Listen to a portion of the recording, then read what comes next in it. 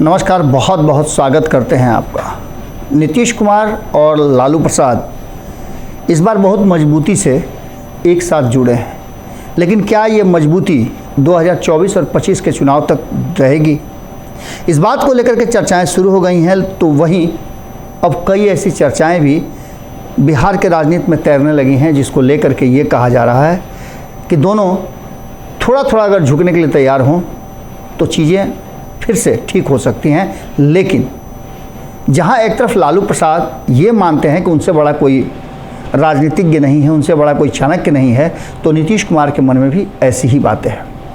आज गेम समझिए में हम आपको जिस विषय पर बात करने के लिए आए हैं, ये काफ़ी गंभीर है और इसकी गंभीरता इस बात से लगाई जा सकती है कि क्या लालू प्रसाद से बातचीत होने के बाद भी नीतीश कुमार को ऐसा करना चाहिए था। हम आपको पूरा डिटेल में बताएंगे, लेकिन लालू प्रसाद के आग्रह के बाद, उनके कहने के बाद भी अगर नीतीश कुमार उनकी बातों से इतर कुछ करते हैं तो कहीं ना कहीं ये बात साफ नज़र आती है कि कुर्सी नहीं बचेगी। अब इसके थोड़ा सा पीछे हम लोग को जाना पड़ेगा। 2017 में परिस्थितियां ऐसी ही पैदा हुई थी। उन परिस्थितियों को लेकर के बहुत प्रयास किया गया। अब नीतीश कुमार की तरफ से कितना सार्थक प्रयास था, कितना सकारात्मक प्रयास था, ये बातें भी सवाल के घेरे में हैं। लेकिन दूसरे खेमे से बिल्कुल ही सार्थक प्रयास नहीं था और अड़ियल रवैया अपनाया गया था। इस बार उससे विपरीत परिस्थितियां हैं। इस बार लालू प्रसाद अड़ियल रवैया न अपना करके नीतीश कुमार को पूरी छूट दिए हुए हैं और नीतीश कुमार जैसे चाहे वैसे काम करें। यहाँ तक कि आपको याद होगा कि तेजस्वी यादव भी नीतीश कुमार को कहीं भी अगर चर्चा होती है, कोई नारा लगता है कि बिहार का सीएम कैसा हो, तेजस्वी यादव जैसा हो, तो उस पर विराम लगाते हैं। ये काम नीतीश कुमार भी करते हैं। जब नारा लगता है कि देश का पीएम कैसा हो, तो नीतीश कुमार उसको रोकते हैं, ललन सिंह भी रोकते हैं। लेकिन इन सारी बातों के साथ जो परिस्थितियां बनी हैं बिहार में, जब नीतीश कुमार 2020 में राष्ट्रीय जनता दल और महागठबंधन के विरुद्ध चुनाव लड़े तो उनको 45 सीटें आई थी। वहीं भारतीय जनता पार्टी जो उनकी सहयोगी थी, उसे 74 सीटें आई थी और एक नंबर की पार्टी बनकर के राष्ट्रीय जनता दल उभरी थी, जबकि नीतीश कुमार और भारतीय जनता पार्टी एक साथ थे। यानी कि जो पिछले 5 साल में तेजस्वी यादव ने मेहनत किया था, भले 2019 के चुनाव में लोकसभा में वो 0 पर बोल्ड हो गए, 40 में से 39 सीटें लेकर के गई एनडीए, महागठबंधन 1 सीट ला करके अपनी प्रतिष्ठा बचा पाया। लेकिन 2020 के चुनाव में ये बातें तेजस्वी यादव ने स्थापित कर दिया कि तेजस्वी यादव के पास वोट बैंक भी है और वो अब राजनीति के गुर सीख भी गए हैं।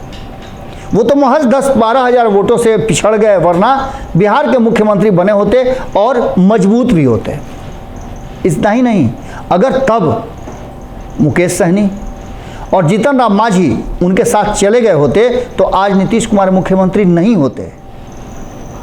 ये सारी बातें अपनी जगह पर हैं, लेकिन सबसे बड़ी बात यह है कि लंबे समय तक इस बार लालू प्रसाद राजनीतिक रूप से सक्रिय रहे। अपने आवास पर बैठ करके, राबड़ी आवास पर बैठ करके उन्होंने बिहार की राजनीति को नई दिशा दी और इतना ही नहीं, देश की राजनीति को भी एक बार उन्होंने फिर से खंगालने का प्रयास किया। घोल करके एक जगह ला करके कहीं ना कहीं शरबत बनाने की कोशिश की, जो भारतीय जनता पार्टी को 2024 के चुनाव में पूरी तरह से परास्त कर दे। इस प्रयास में कितना सफल हुए ये तो आने वाला वक्त बताएगा। लेकिन फिर एक बार ये बात कहने के लिए हम मजबूर हैं कि आखिर नीतीश कुमार ने लालू प्रसाद के बात करने के बाद, उनसे बात हो जाने के बाद भी ऐसा क्यों किया। पिछले कई दिनों से 2-3 मामले बहुत गंभीरता से बिहार की राजनीति में चल रहे हैं, जिसको लेकर के दोनों खेमे एक दूसरे का सपोर्ट भी कर रहे हैं और एक दूसरे से नाराजगी भी जता रहे हैं। सबसे पहला मुद्दा तो तेजस्वी यादव के ऊपर चार्जशीट होना, बाकी के 16-17 लोगों पर और चार्जशीट होना, और ये मामला ये कह करके जनता दल यूनाइटेड खारिज कर रही है कि कई बार इस मामले को उठाया गया, इस मामले पर साक्ष्य नहीं मिले और जिसके आधार पर इस मामले को ही ख़त्म कर दिया गया।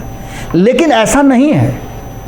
ये मामला लैंड फॉर जॉब वाला लगातार चल रहा है और इसमें कई लोगों से पूछताछ हुई है और उसके बाद एक बार फिर से इसमें सीबीआई सक्रिय हुई और सक्रियता ये हुई कि कई लोगों की गिरफ्तारियां हुई, पूछताछ हुई और उसके आधार पर फाइल तैयार की गई और चार्जशीट किया गया। इसको लेकर के दोनों दल, दोनों खेमे आपस में भिड़ रहे हैं। एक तरफ जहां जदयू और महागठबंधन का कहना है कि ये सब किया धरा भाजपा का है, तो वहीं भाजपा कह रही है कि अगर हमारा किया धरा है तो इस मामले के सबूत किसने दिए थे। यहाँ अभी मामला उलझा हुआ है। लेकिन दूसरा सबसे महत्वपूर्ण बात कि इस मामले पर जो जनता दल यूनाइटेड बोल रही है, डिफेंड कर रही है तेजस्वी यादव को, क्या ये दिल से हो रहा है, क्या गठबंधन के चलते हो रहा है, या फिर अपनी साख, अपना जो फंसा हुआ हाथ है वो निकालने के लिए किया जा रहा है। इस बात से आप अंदाज़ा लगा सकते हैं कि जब लालू प्रसाद नीतीश कुमार से कोई आग्रह करते हों और जिस तरह से आग्रह करते हों उस तरह से अगर नीतीश कुमार नहीं मानते हैं तो निश्चित रूप से सवाल तो ज़रूर बनता है। और इन सवालों का जवाब अगर खोजने जाते हैं तो दो तीन बातें और आपको समझनी होगी। पहला तो ये कि नीतीश कुमार के पास विकल्प क्या है। तो नीतीश कुमार के पास अभी लालू प्रसाद के सिवाय कोई विकल्प नहीं है। तीसरे विकल्प की तैयारी चल रही है। अगर वो तीसरा विकल्प बन गया तो वो भी चुनाव के समय बनेगा, क्योंकि अभी उस विकल्प को तैयार होने में समय लगेगा। ये बीरबल की खिचड़ी जैसा है जिसे पकने में काफ़ी समय लगेगा। तो दूसरी तरफ नीतीश कुमार के लिए करने का लायक क्या है? तो उन्हें मुख्यमंत्री की कुर्सी भी चाहिए और अपनी साख भी बचा कर रखनी है। दोनों परिस्थितियों में नीतीश कुमार अपनी तैयारियां कर रहे हैं। तो दूसरी तरफ हम ये क्यों कह रहे हैं कि उनके पास विकल्प कम है? तो भारतीय जनता पार्टी ने अपने 40 सीटों का जो फॉर्मूला है वो तैयार कर लिया है। अब नीतीश कुमार के लिए उसमें स्पेस नहीं है। अगर ऐसा करती है भारतीय जनता पार्टी और नीतीश कुमार के लिए नो एंट्री का बोर्ड हटाती है तो उसे कई लोगों का सामना करना पड़ेगा। ये भारतीय जनता पार्टी चुनावी वर्ष में नहीं चाहेगी। नीतीश कुमार के अलग होने से उस वोट बैंक को अपने तरफ लाने के लिए अब भारतीय जनता पार्टी प्रयास करेगी। भारतीय जनता पार्टी को यह प्रयास करना होगा कि नीतीश कुमार ने जो वोट बैंक उनके साथ था वो उस वोट बैंक से भारतीय जनता पार्टी को कितना फायदा हुआ और कितना प्रतिशत नीतीश कुमार का वोट बैंक एनडीए में आया, उसका जुगाड़ करे, बनिस्बत के नीतीश कुमार को लाने का जुगाड़ करे। भारतीय जनता पार्टी का एक एक कार्यकर्ता, एक एक प्रवक्ता, सीनियर से लेकर जूनियर तक सब एक ही बात कह रहे हैं कि नाक भी रगड़ ले, नीतीश कुमार की एंट्री अब एनडीए में नहीं है।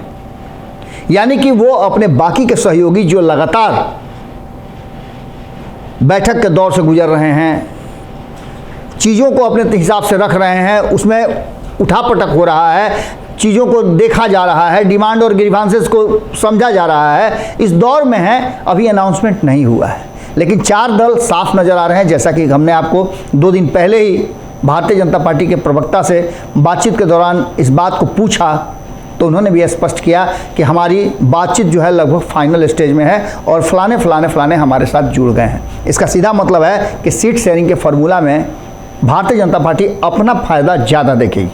नीतीश कुमार के रहने से भारतीय जनता पार्टी को जहां 5 सीटों का फायदा हुआ था, वहीं अगर ये गठबंधन नीतीश कुमार के बिना बनता है तो भारतीय जनता पार्टी की सीटें भी बढ़ेंगी और 40 के 40 सीटों पर जीतने के लिए जो मादा रखना है उसके लिए वोट भी जुगाड़ हो जाएगा। अगर कुशवाहा आ जाते हैं तो कुशवाहा वोट बैंक का, आरसीपी सिंह को पहले ही से अपने पार्टी में शामिल करा लिया है। जीतन राम मांझी आ जाते हैं और चिराग पासवान के साथ पशुपति कुमार पारस रहते हैं तो दलित वोट सारा एक जगह इकट्ठा हो जाता है। वहीं अगर उधर मुकेश सहनी को लाते हैं तो अति पिछड़ों का वोट भी एक जगह इकट्ठा हो जाता है। क्योंकि हम आपको बार बार बता रहे हैं कि नीतीश कुमार जिस खेमे में है उस खेमे में लालू प्रसाद जो अति पिछड़ा और पिछड़ा समाज को लेकर के अपनी वोट बैंक की बात करते हैं, उसमें सबसे बड़ी बात है कि पिछड़ा समाज में यादव वर्ग जो है उसको लेकर के और उसके संख्या बल को लेकर के बाकी की जो जातियां हैं पिछड़े वर्ग में, वो हमेशा उसके विरोध में अपना वोट कास्ट करना चाहती है। क्योंकि उसे लगता है कि सबसे ज़्यादा अगर पावर किसी के पास है तो वो यादव समाज है। ऐसी स्थिति में उस वोट का भी बिखराव होगा। और इन सारी चीज़ों पर कहीं ना कहीं भारतीय जनता पार्टी ने अपना फाइनल डिसीजन कर लिया है। भारतीय जनता पार्टी अब लायबिलिटी लेना नहीं चाहती है और ना भारतीय जनता पार्टी अब उस स्टेज में है। भारतीय जनता पार्टी का मानना यह है कि नीतीश कुमार पूरी तरह से समाप्त हो गए हैं।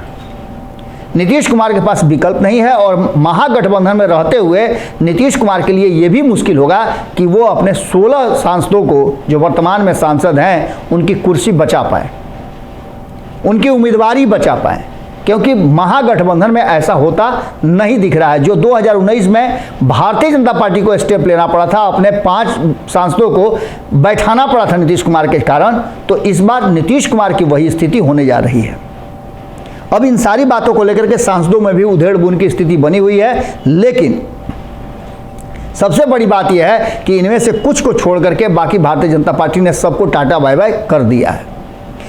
दूसरी सबसे महत्वपूर्ण बात कि जिस बात को कहने के लिए हम आए थे, उसके लिए भूमिका हमने जो बनाई वो जरूरी था, इसलिए कि परिस्थितियाँ किस तरह की बनी हैं।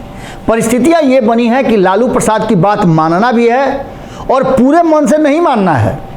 तेजस्वी यादव को सीएम कुर्सी की बात करनी है, लेकिन पूरे मन से नहीं करनी है। नीतीश कुमार की राजनीति का ये भी एक प्रकृति रहा है। सुन तो वो नरेंद्र मोदी का भी लेते थे, अमित शाह का भी लेते थे, लेकिन करते अपने मन का ही थे।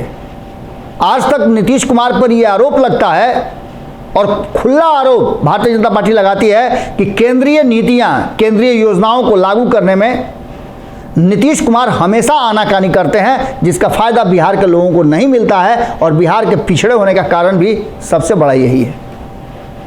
इसका सबसे बड़ा कारण है, और एक बार नीतीश कुमार ने खुद ही अपने अधिकारियों से बात कही थी कि तुम लोग ये क्या करते हो, उसके योजनाओं को प्रचार करते हो, अपना योजना काहे नहीं आगे बढ़ाते हो। उपेंद्र कुशवाहा भी ये आरोप लगा चुके हैं कि नीतीश कुमार केंद्रीय योजनाओं को लागू होने में आनाकानी करते हैं, और वही स्थिति नीतीश कुमार अपने राजनीतिक व्यवहार में भी लाते हैं। लालू प्रसाद ने दिल्ली जाने से पहले जो झमेला चल रहा था, उस झमेले पर संज्ञान लेते हुए शिक्षा मंत्री चंद्रशेखर को अपने पास बुलाया और जाने से पहले उन्होंने उनको जो भी क्लास लगानी थी वो जम करके लगाया। और इतना ही नहीं, उन्होंने ये भी समझाया कि जाइए आप नीतीश कुमार जी से मिलिए, उनसे अनुनय विनय आग्रह कीजिए और उनसे मिलकर के मामले को सॉर्ट आउट कीजिए। उसके बाद भी चंद्रशेखर के मन में ये बात थी कि नीतीश कुमार मानेंगे नहीं मानेंगे, या चंद्रशेखर को इस्तीफा देने के लिए मजबूर किया जाएगा। चंद्रशेखर ने आग्रह किया और उस आग्रह को मानते हुए लालू प्रसाद ने नीतीश कुमार को फ़ोन किया। जो हमारे सूत्र बता रहे हैं कि नीतीश कुमार ने उनका फ़ोन रिसीव किया, और जब उन्होंने चंद्रशेखर की बात की तो उन्होंने कहा कि ठीक है। बात यह हुई थी कि लालू प्रसाद ने कहा था कि चंद्रशेखर को अकेले में बुला करके समझा बुझा लीजिएगा, जो कमियां हैं इनको डांट फटकार करके सुधार लीजिएगा, लेकिन ऐसा नहीं हुआ। चंद्रशेखर लालू प्रसाद के निर्देशानुसार मिलने तो गए नीतीश कुमार से, लेकिन नीतीश कुमार के यहाँ मिलने गए तो उससे पहले वहाँ माहौल बहुत दूसरा था। माहौल ये था कि जिनके कारण ये विवाद हुआ, जिनके साथ 36 के आंकड़े हैं के पाठक, वो वहाँ पूरा फाइल और कागज पत्र लेकर के बैठे हुए थे। चंद्रशेखर अपनी बात कहें उससे पहले ही नीतीश कुमार ने के पाठक की तरफ इशारा किया, और दूसरे जो वहाँ विजेंद्र यादव और विजय कुमार चौधरी, जो दो नीतीश कुमार के बहुत करीबी में से बैठे हुए थे, उनके सामने ये सिलसिला शुरू हुआ। और वहाँ एक बार फिर से चंद्रशेखर को काफ़ी कहा जा रहा है कि बेइज्जती झेलनी पड़ी। के पाठक ने फाइलों को निकाल करके और उनकी कमियों को उजागर करना शुरू किया, और नीतीश कुमार ये सब कुछ करवाते रहे, देखते रहे। अब ऐसी स्थिति में आप समझ सकते हैं कि आखिर नीतीश कुमार ने ऐसा क्यों किया। नीतीश कुमार के ऐसा करने से अब ये बात समझ में आने लगी है, जिसमें कई लोगों के बयान हम आपको बता रहे हैं। आपने राष्ट्रीय जनता दल के कई नेताओं के बयान सुने होंगे, यहाँ तक कि लालू परिवार के सबसे करीबी कहे जाने वाले सुनील सिंह ने भी अपना बयान दिया है, और इस मामले पर उन्होंने कहा है कि अगर बेइज्जती बर्दाश्त नहीं हो रही है तो इस्तीफा दे देना चाहिए, अगर मान सम्मान पर ठेस लग रहा है तो इस्तीफा दे देना चाहिए। यानी कि पूरे मामले में एक कुर्सी जाने का तो समझ लीजिए कि लगभग रास्ता तैयार हो गया है। हम पूरे दिन गहमा गहमी रही उसकी आपको जानकारी देते रहे कल, और ये भी हम आपको बताते रहे कि किस तरह से लगातार राष्ट्रीय जनता दल के कार्यालय में बैठकों का दौर जारी है। चंद्रशेखर कई कार्यक्रमों को रद्द करके, यहाँ तक कि विभागीय कार्यक्रम को रद्द करके भी अपने आवास पे चुपचाप बैठे रहे, गुमसुम रहे। मीडिया ने जब सवाल पूछा तो सवाल का भी उनके पास कोई जवाब नहीं था, और ये इस बात की तरफ इशारा कर रहा है कि नीतीश कुमार एक बार फिर से अपनी ही रणनीति, अपनी ही आइडियोलॉजी और अपने मन की ही करेंगे। अगर राष्ट्रीय जनता दल को उनके साथ चलना है तो उनके इशारे और उनके हिसाब से चलना होगा। अब ऐसी स्थिति में ये बात लगभग तय मान के चलिए आप कि ये संबंध तो है, लेकिन संबंधों के बीच में कहीं ना कहीं एक दरार जरूर आ गई है, एक गांठ जरूर पड़ गया है, और ये गांठ हमेशा जानते हैं कष्टकारी होता है। जुड़े रहिएगा भारत लाइव के साथ। गेम समझिए के बाद भारत लाइव पे खबरों का सिलसिला लगातार जारी रहेगा। यदि आप हमारी पत्रकारिता को, हमारे इस प्रयास को ठीक लगता है आपको, तो हमें सहयोग भी करें, क्योंकि सच्ची पत्रकारिता के लिए आपके सहयोग के बिना संभव नहीं है और ज़्यादा आप तक चीज़ें पहुंचाना। क्योंकि हमारी टीम अगर बड़ी होगी तो हम और भी बहुत सारी चीज़ें आप तक पहुंचाते रहेंगे। जिन लोगों ने सहयोग किया है उन्हें हम बहुत बहुत धन्यवाद देते हैं। हमारा नंबर नीचे चल रहा है, आप उस नंबर पर हमसे संपर्क कर सकते हैं। उस नंबर पे आप हमें व्हाट्सएप कर सकते हैं और आप हमसे जुड़ भी सकते हैं। बहुत बहुत धन्यवाद, नमस्कार। अगर ये वीडियो पसंद आई और वह बिहार के राजनीति और बिहारियत से सरोकार रखेनी तो सब्सक्राइब बटन दबा के चैनल के सब्सक्राइब कर ली। ओजे एगो घंटी बा, ओकरा बटन दबा देला से कुल सटीक और मारक खबर रुआ मुफ्त में मिल जाई। अगर रुआ पत्रकारिता के हमनी के नया प्रयोग में सहयोग कर चाहतानी तो ज्वाइन बटन दबा दी। पेटीएम नंबर नोट कर ली 9386816700। धन्यवाद।